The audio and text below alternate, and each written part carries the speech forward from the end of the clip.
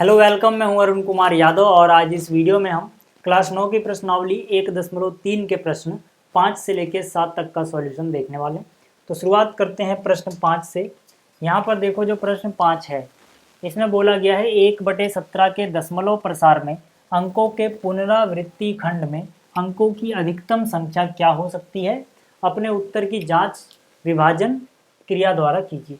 ठीक है, तो कहने का ये मतलब है कि अगर हम 1 को भाग दें 17 से तो जो उसका दशमलव प्रसार आएगा उसमें जो एक खंड है जो बार बार रिपीट होगा उसमें अंकों की मैक्सिमम यानी कि अधिकतम संख्या कितनी हो सकती है। कहने का क्या मतलब है, पहले इसको समझो।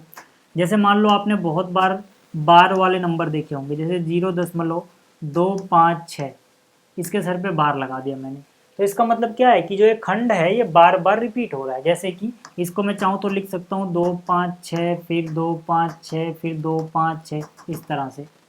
ठीक है, तो मतलब ये जो खंड है ये बार बार रिपीट हो रहा है। तो इसमें कितने अंक हैं जो खंड बार बार रिपीट हो रहा है?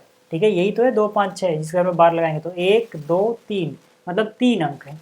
इसी तरह से हमारे सवाल में पूछा गया है कि जब हम 1 को भाग देंगे 17 से तो जो बार बार रिपीट होने वाला खंड होगा उसमें अधिकतम कितने अंक होंगे। तो यहाँ पर इसका लॉजिक क्या देखो, जिस चीज़ से हम भाग देते हैं, जैसे कि यहाँ पे भाग दे रहे हैं 17 से, तो जो खंड होगा पुनरावृत्ति वाला उसमें जो अंकों की अधिकतम संख्या होगी वो इससे ज़्यादा या इससे बराबर नहीं हो सकती है, हमेशा वो इससे कम ही रहेगी। ठीक है, तो यहाँ पे हमें अधिकतम बतानी है, तो अधिकतम यानी कि सबसे बड़ा नंबर कौन सा है। ठीक है, पूरा पूरा नंबर लेना है आपको। ठीक है, पॉइंट में नहीं लेना है, जो 17 से छोटा हो 16। ठीक है, तो मतलब कि क्योंकि 17 या उससे ज़्यादा नहीं हो सकती, क्योंकि हम 17 से भाग दे रहे हैं तो अधिकतम अंकों की संख्या 16 हो सकती है। अब यहाँ पे याद रखना ये अंकों की अधिकतम संख्या है। अधिकतम का मतलब क्या हुआ कि जरूरी नहीं है कि वो 16 ही हो, या तो 16 होगी या 16 से कम भी हो सकती है, लेकिन 16 से ज़्यादा नहीं होगी, ये कहने का मतलब है यहाँ पर। ठीक है, तो अब देखो यहाँ पे बोला गया था कि अपने उत्तर की जांच भी करो, तो यहाँ पे भाई डिवाइड करके जांच कर लेते हैं, क्या दिक्कत है। ठीक है, तो यहाँ पर डिवाइड करके जांच करते हैं। देखो 1 को किससे भाग करना है 17 से, तो 17 का पहाड़ा नहीं जाएगा, दशमलव आएंगे 0, अभी भी नहीं जा रहा है, एक और 0। जब हम एक साथ 2 अंक अपने आप से उतार लें या लगा दें तो एक 0 बढ़ाना पड़ता है पहले। ठीक है, फिर यहाँ पे 17 का पहाड़ा 5 बार जाएगा, 85 हो जाएगा, 85 को 100 में से घटाओगे 15 बचेगा। फिर पॉइंट लगा है 0 बढ़ा सकते हो, फिर 17 8 136 होता है। ठीक है, घटाओगे कितना बच जाएगा, 14 बच जाएगा। पॉइंट लगा के 0, फिर से 17 8 136 होता है, इसमें से घटाओगे कितना बचेगा 4। ठीक है, पॉइंट लगा है 0 लगा लो, फिर 17 दूनी 34 हो जाएगा, और यहाँ पर घटाने के बाद बचेगा कितना 6। ठीक है, पॉइंट लगा है 0 लगा लो, 17 3 51 हो जाएगा, घटाओगे तो कितना बचेगा 9, पॉइंट लगा हुआ है 0, फिर से 5 बार पहाड़ा जाएगा 85 हो जाएगा, अब यहाँ पे कितना बचेगा 5। ठीक, अब पॉइंट लगा है 0 यानी 50 बचा। अब देखो अब मैं क्या कर रहा हूँ, अब मैं इसको 50 क्योंकि नीचे जगह नहीं है तो यहाँ उतार ले रहा हूँ, यहाँ से भाग करेंगे। फिर 17 का पहाड़ा आपको, ठीक है ना, 17 का पहाड़ा आपको पढ़ना है 50 से ज़्यादा ना हो, तो 17 दूनी 34, कितना बचा यहाँ पर 16, पॉइंट लगाया 0। 17 का पहाड़ा 9 बार जाएगा, कितना 153, कितना बचेगा यहाँ बच जाएगा 7, पॉइंट लगा हुआ है 0। 17 का पहाड़ा 4 बार जाएगा 68, कितना बचेगा 2, पॉइंट लगा है 0। 17 का पहाड़ा 1 बार जाएगा 17, कितना बच गया 3, पॉइंट लगा हुआ है 0। 17 का पहाड़ा फिर से 1 बार, कितना बच गया यहाँ पर 13, पॉइंट लगा है 0।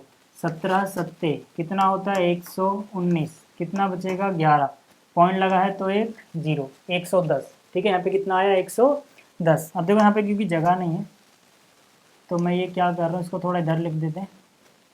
ठीक है, इसको थोड़ा इधर रख देते हैं, और जो 110 है इसको मैं यहाँ पे उतार लेता हूँ। ठीक है, कैमरे में आ रहा है क्या 110, ठीक। ठीक है, आप देखो अब हमें फिर से भाग देना है, फिर 17 का पहाड़ा 6 बार जाएगा, 17 छक्के कितना 102, घटाओगे तो कितना बचेगा 8, पॉइंट लगा हुआ है 0। 17 चौक के कितना होता है 68, 12 बच गया, पॉइंट लगाओ फिर 0, मतलब पॉइंट लगा हुआ है 0, फिर 17 7 कितना होता है 119, कितना बच गया 1। अब देखो जैसे ही यहाँ पर 1 बचा तो हम समझ जाएंगे कि अब यहाँ से रिपीट होना चालू हो जाएगा। कैसे, शुरुआत देखो कहाँ से हुई थी, शुरुआत यहाँ से हुई थी ना, हमने 1 को 17 से भाग करना शुरू किया था, ये सारी कहानी बनी, दोबारा से 1 आ गया, इसका मतलब 1 को फिर यहाँ से आगे चलोगे फिर से यही कहानी बनेगी, मतलब यही अंक रिपीट होंगे। इसके बाद आप चाहो तो देख लो, चाहे अगर आपको ना विश्वास हो तो देखो 17 आप पहाड़ा तो जाएगा नहीं, 1 0 बढ़ाओगे तो एक और बढ़ाना पड़ेगा, 2 बढ़ाओगे तो फिर से 1 0, देखो शुरुआत में 0 आया था, फिर 17 पंजे 85, ठीक है, मतलब देखो 0 के बाद 5, 0 के बाद 5, मतलब क्या है कि जैसे ही आपको 1 मिल गया आगे मत करो, छोड़ो, ठीक है, क्योंकि शुरुआत में 1 था फिर से 1 आ गया, मतलब कहानी अब दोबारा चालू होगी। तो यहाँ पर अंकों की संख्या देखो 1 2 3 4 5, 1 2 3 4 5, 5 और 5 10, इसी तरह से 1 2 3 4 5 15 और 1 ये 16, तो 5 10 15 16, ठीक है, कितने अंक रिपीट हो रहे हैं, अधिकतम 16, ठीक है। तो उम्मीद है आपको ये 5वां सवाल समझ में आया होगा। अब बात करते हैं छठे की। छठे में क्या है, छठे में कह रहा है, ठीक है, छठे में कह रहा है P/Q, जहाँ पर Q 0 के बराबर नहीं है, के रूप की परिमेय संख्याओं के अनेक उदाहरण लीजिए जहाँ P और Q पूर्णांक हैं, जिनका 1 के अतिरिक्त अन्य कोई उभयनिष्ठ गुणनखंड नहीं है, जिनका शांत दशमलव निरूपण है। क्या आप यह अनुमान लगा सकते हैं कि Q को कौन सा गुण अवश्य संतुष्ट करना चाहिए? मतलब कि यहाँ पर हमें P/Q के रूप में ऐसी परिमेय संख्याएं लिखनी है जिसका दशमलव प्रसार शांत हो और 1 के अतिरिक्त इनका कोई उभयनिष्ठ गुणनखंड नहीं हो, मतलब कि इनको काट के एकदम निम्नतम रूप में लिखा गया है, 1 के अलावा किसी और से नहीं कटेंगे। जैसे कि यहाँ पर अगर मैं लिखता हूँ 5/4, तो इसको हम और अधिक काट के छोटा नहीं कर सकते, ठीक है ना, ये अपने निम्नतम रूप में है, मतलब 1 के अलावा कोई भी 5 और 4 का उभयनिष्ठ गुणनखंड नहीं है, ठीक है। तो यहाँ पर ये शांत भी होनी चाहिए थी, तो अगर आप इसको भाग दोगे, ठीक है, 5 को 4 से भाग दोगे तो 4 एकम 4, 5 में से 4 गया 1, दशमलव लगाओ 0, 4 दूनी 8, कितना बच गया 2, पॉइंट लगाए 0, 4 पंजे कितना 20, लास्ट में शून्य शून्य आ गया शेषफल, तो मतलब ये शांत दशमलव है, ठीक है। तो यहाँ पे आप क्या खास बात नोट कर पा रहे हो, यहाँ पे आप नोट कर पा रहे हो कि जो 5/4 है, तो 5/4 है नीचे, 4 को मैं 2 की घात 2 भी तो लिख सकता हूँ, नीचे जो 4 था इसको मैंने 2 की घात 2 लिख लिया। इसी तरह से आप कोई और नंबर सोच लो, जैसे 2/5 है, ठीक है, तो 2/5 जो होगा अगर दशमलव लगाऊँ तो 0 5 चौक 20, ये भी शांत हो गया, यानी कितना आ गया 0.4, इसके पहले आप चाहो तो 0 भी लगा लो। तो देखो आप एक बात नोट करना कि जो भी संख्याएं ऐसे P/Q के रूप में लिखी जाएंगी, ठीक है, जिनका दशमलव प्रसार शांत होगा, उसमें जो नीचे वाला होगा, नीचे वाला जो Q है, ठीक है, उसके गुणनखंड में या तो 2 की घात में कुछ आएगा या 5 की घात में कुछ आएगा, या फिर हो सकता है 2 और 5 दोनों ही हो। जैसे कि यहाँ पे मैंने लिखा 3/10, तो 3/10 का दशमलव प्रसार कितना हो जाएगा 0.3, तो इसको तो आप ऐसे भी तो लिख सकते हो 3/10 को, जो ये 10 है इसको 2 गुणा 5 लिख लो, मतलब 2 की घात 1 और 5 की घात 1, ठीक है।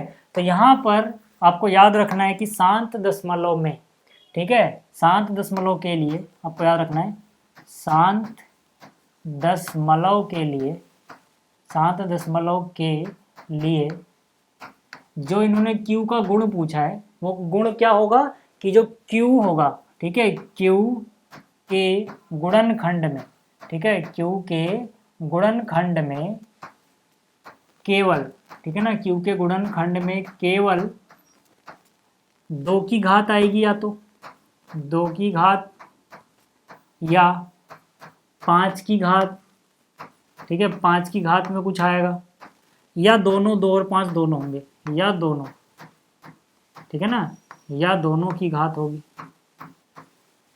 दोनों की घात होगी, मतलब कि 2 और 5 के अलावा कुछ और नहीं मिलेगा आपको, ठीक है, 2 और 5 के अलावा अगर कुछ और है तो कभी भी वो शांत तो होगा ही नहीं, ठीक है ना, चाहे आप करके देख लेना। तो जब भी शांत दशमलव आएगा तो जो नीचे Q होता है, ये यहाँ पर या तो सिर्फ 2 हो या सिर्फ 5 हो या फिर 2 और 5 दोनों ही हो, ठीक है, उनके अलावा कोई और नंबर हुआ, ठीक है, तो गड़बड़ हो जाएगा। अब ये मत सोचना कि जैसे यहाँ पर तो वही 5/4 था, तो यानी जो 4 है वो 2 की घात में लिख सकते थे ना हम, तो वही बात हो गई, 4 तो 2 की घात हो गया, ठीक है ना। तो ऐसा नंबर अगर आप सोचो तो पहले देख लेना कहीं वो 2 और 5 की घात में तो कन्वर्ट नहीं जा रहा है। जैसे मैंने कहा 2 और 5 के अलावा कुछ और नहीं हो सकता, लेकिन 3 के नीचे मैंने 10 लिखा था, तो भाई जो 10 है उसको आप तोड़ सकते हो ना 2 और 5 में, मतलब जब आप गुणनखंड करोगे Q के, तब की बात कर रहे हैं जब q का गुणनखंड कर लोगे। जैसे 10 था तो 10 को मत देखो, 10 के गुणनखंड कर दो, 2 गुणा 5, ठीक है ना। तो यहाँ से आपको ये समझ में आ गया होगा। छठा सवाल। अब बात करते हैं अगले सवाल की। अगला है ऐसी 3 संख्याएं लिखिए जिसके दशमलव प्रसार अन्वसानी अनावर्ती हो, ठीक है। तो यहाँ पर जो 7वें का पहला संख्या हम लिखेंगे, अन्वसानी अनावर्ती कुछ भी लिख दो जो रिपीट ना हो, जैसे 2 5, 2 के बाद अब 5 मत लिखना, 6 4 कुछ भी, ठीक है ना। ऊबड़ खाबड़ कुछ भी लिख दो, कोई एक पैटर्न जो रिपीट ना हो, ठीक है, कुछ भी अलग लिख दो, फिर डैश डैश डैश लगा दो। अन्वसानी अनावर्ती क्या होता है मैंने बताया था, जिसमें कभी पहली बात तो ये खत्म नहीं होना चाहिए, डैश डैश डैश मतलब शांत नहीं हो रहा है कभी। दूसरी बात, कोई एक जैसा पैटर्न आपको नहीं मिलेगा, ऊबड़ खाबड़ कुछ भी यहाँ पे लिखते रहो, ठीक है।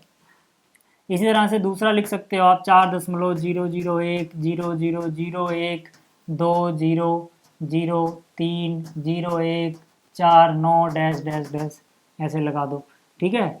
इसी तरह से 3.00203 5 0 2 1 8 कुछ भी लिख दो, मतलब अपनी मर्जी से, ठीक है ना, कुछ भी लिख दो अपनी मर्जी से। बस आपको याद रखना है अन्वसानी अनावर्ती होने के लिए, ठीक है, कोई भी चीज़ एक जैसी रिपीट नहीं होगी और ये शांत भी नहीं होगा, डैश डैश डैश लगाना जरूरी है, ठीक। तो इस वीडियो में इतना ही। उम्मीद करता हूँ आपको ये तीनों सवाल समझ में आए होंगे। जल्दी मिलेंगे अगली वीडियो में। Thanks for watching.